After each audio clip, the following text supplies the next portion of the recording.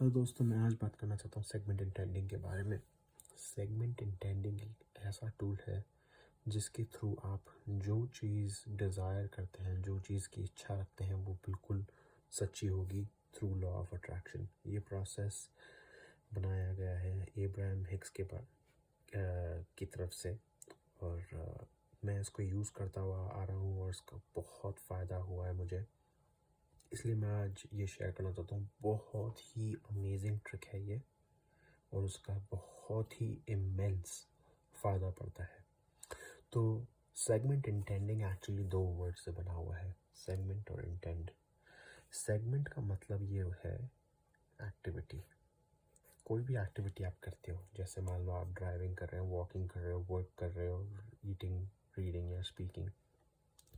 उस एक्टिविटी के चालू होने से पहले आप थोड़े सेकंड्स के लिए आंखें बंद करेंगे और सोचेंगे कि क्या आपका एम है, क्या आपका डिज़ायर है।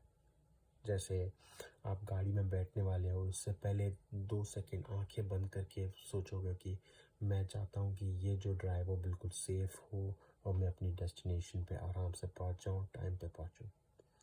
तो एक ये सेगमेंट है। दूसरा, जैसे गाड़ी से बाहर निकलोगे तो आप चाहते हो कि मैं मीटिंग में जाने वाला हूँ, मैं मीटिंग में सबके सामने कॉन्फिडेंट लगूं और मैं अपना मैसेज ढंग से डिलीवर कर पाऊँ। तो ये एक अलग मैसेज होगा। जैसे मैंने इस वीडियो बनाने से पहले एक सेगमेंट बनाया था, बोला कि ये वीडियो मैं चाहता हूँ लोगों को हेल्पफुल लगे और अपना मैसेज मैं अक्रॉस कर पाऊँ। तो ये सेगमेंट इंटेंडिंग है बेसिकली, और इसका बहुत ही इमेंस फ़ायदा होता है जैसे मैंने बताया।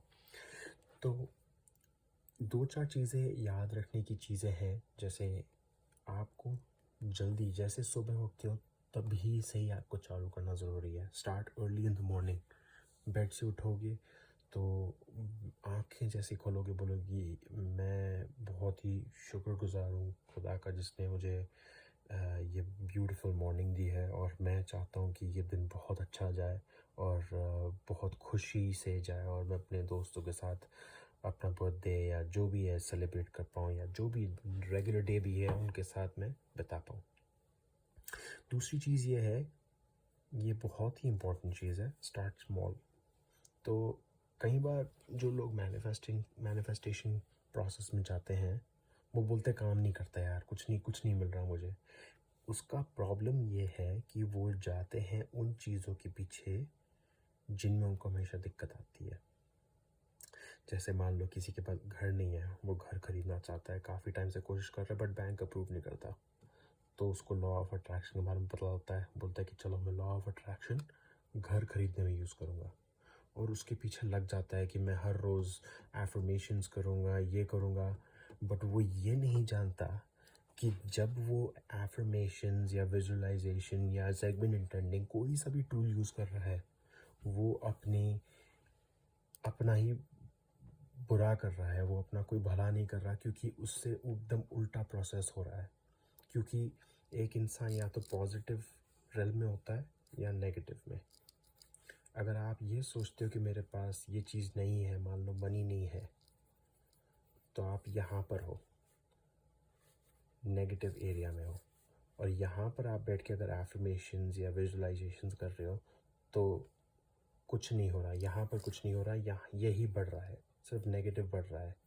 तो अगर आपके पैसा कम है और यही बोलते रहोगे कि मेरे को मैनिफेस्टेशन करनी है पैसे के लिए, तो आपका पैसा कम ही जाएगा, बढ़ेगा कभी नहीं।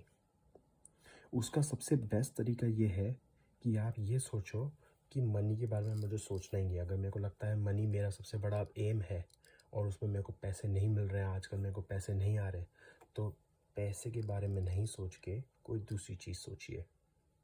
जैसे मान लो आपके पास बहुत ही अच्छी गवर्नमेंट जॉब है जो दूसरे लोगों के पास नहीं है, तो आप उसके बारे में सोचो, मेरे पास गवर्नमेंट जॉब है जो दूसरे लोगों के पास नहीं है। अब उससे क्या होगा, आप पैसे के बारे में नहीं सोच के आप ये जॉब के बारे में सोचेंगे, उससे आपकी पॉजिटिविटी बढ़ेगी। अब जैसी पॉजिटिविटी बढ़ेगी तो आपका मेंटल फ्रेम बढ़ेगा।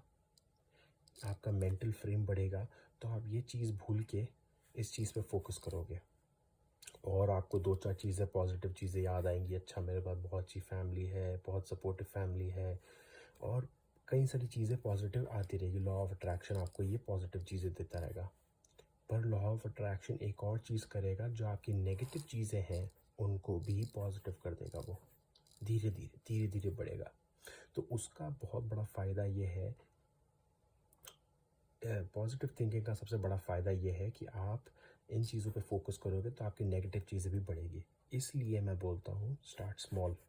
कई बार लोग बहुत बड़ा एम बनाते हैं कि मैं चाहता हूँ बिलियनर बन जाऊँ, बट उसमें वो लिख रहे हैं, एफर्मेशंस कर रहे हैं, पर उनमें बिलीफ बिल्कुल नहीं है। तो ये सेगमेंट इंटेंडिंग प्रोसेस बहुत ही फैसिनेटिंग है, अमेजिंग है, क्योंकि वो बिलीफ क्रिएट करता है।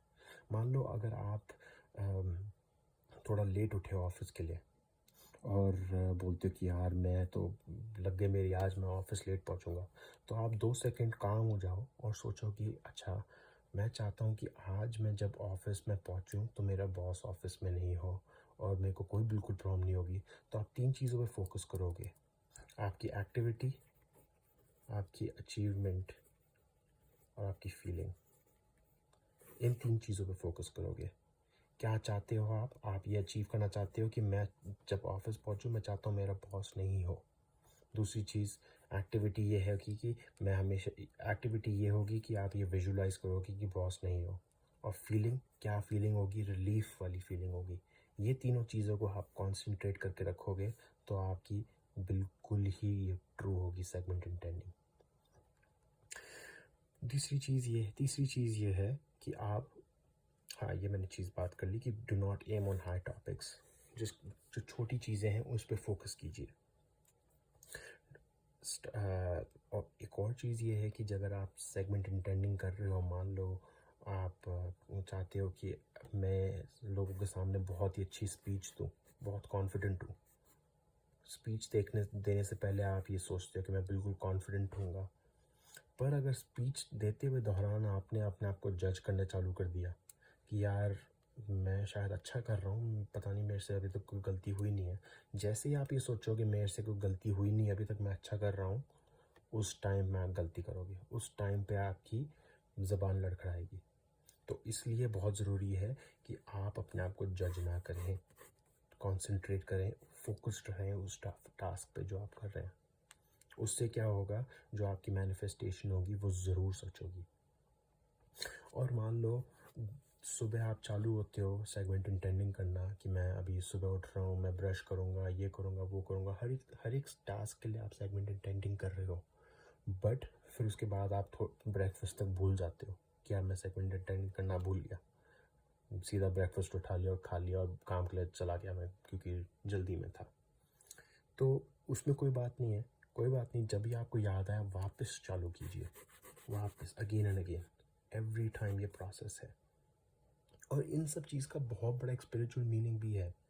स्पिरिचुअल मीनिंग ये है कि आप हर दफ़े अपने कॉन्शियसनेस को वापस लेके आ रहे हैं। वो कहते हैं ना, स्टे इन द प्रेजेंट।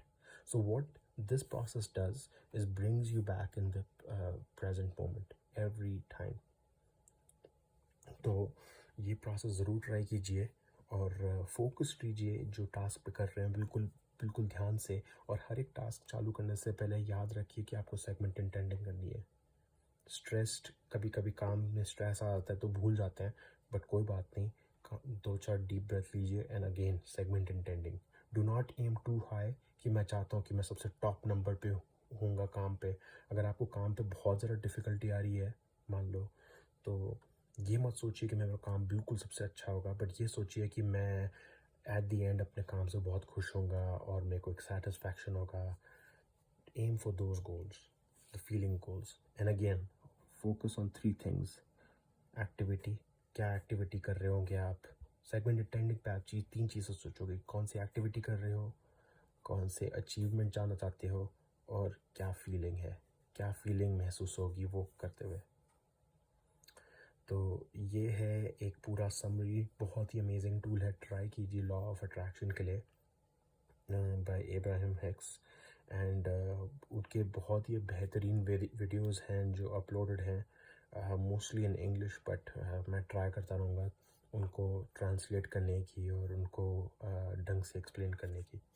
और अगर आपको और कोई वीडियोस भी चाहिए, कोई क्वेश्चंस ही हो प्लीज़ पोस्ट कीजिए, कमेंट कीजिए, and please like and subscribe.